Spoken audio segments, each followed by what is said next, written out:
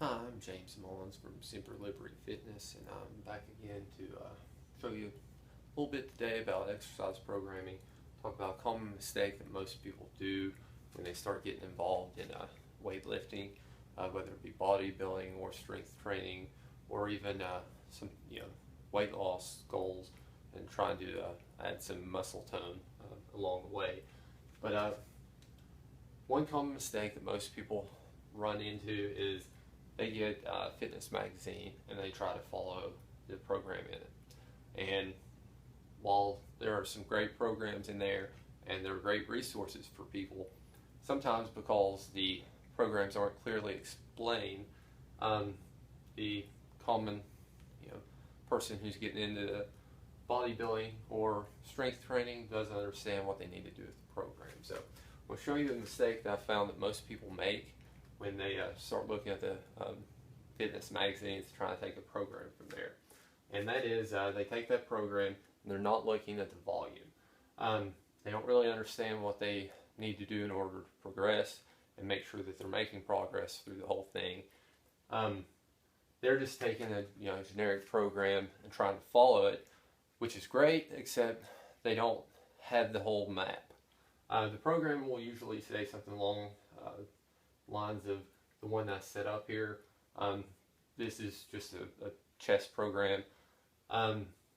Most people now are trying to get into functional fitness, which is a lot better, and they wouldn't use this program anyway. It's going to be full body, but if you're in the bodybuilding, you'll use a program like this. So if you're getting into bodybuilding, this will still apply because it's all going to be based the same way as far as the structure you need to do in order to ensure you're making progress. What I'm actually going to talk about is just going to be a linear periodization model, and it's good for beginners. So the way it's going to kind of progress, or the way that I would look to progress, would be for that. With nonlinear and everything, it's a little more advanced for this, and I just want to show a common mistake that most people make that they don't take into consideration. So you can see on our little pre-structured magazine program here, it's got bench, got different types of bench that it would have in the program, and then a couple triceps. So we're doing chest and tris that day, which is pretty common in a lot of the bodybuilding magazines. So they usually have something around 8 to 12 reps and 3 sets. And what happens is, the beginner is going to go and try to do those exercises, and they don't know what the 8 to 12 reps mean.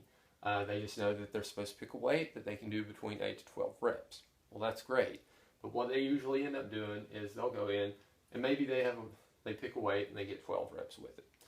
So let's say that weight's 200 pounds and they do 12 reps. Well, they think that's great, and what they do is the next time they know they're supposed to put more weight on. But sometimes they put too much weight, so they can't do 12 reps again. But they get 10, and because they put more weight on, they think they've progressed. So, hey, great job, hit my weight, next time I'll move up again. So the next time they go in, they put in more weight. But they can't do 12 reps because they're putting too much weight on. But they can do 8. Well, the program says 8 to 12, so they still think that they're following the program.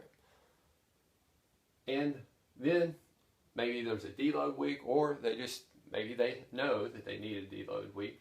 So they're like, okay, I'll do less weight this week so I get a rest. What they'll do is they'll deload the weight, but they also increase the reps. So if you start looking at the structure of the volume of this program and what they actually did, they came in on the first day and they done 2,400 pounds total volume. Well, the second week they came in and they done 2,100. Third week they done 1,760, and on their deload they actually done more volume than they did in the previous 3 weeks.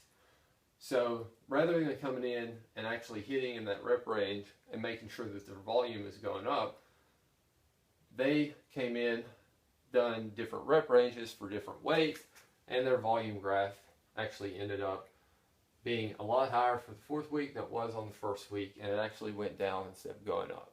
So they might see some progress as a beginner just because they are exercising and actually lifting weight.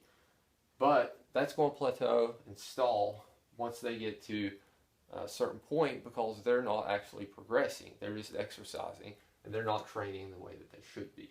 So I'm going to restructure this and kind of show you what they need to do. We'll leave the same program. I'll even leave the same rep ranges, and I'll show you the difference of how it should be structured.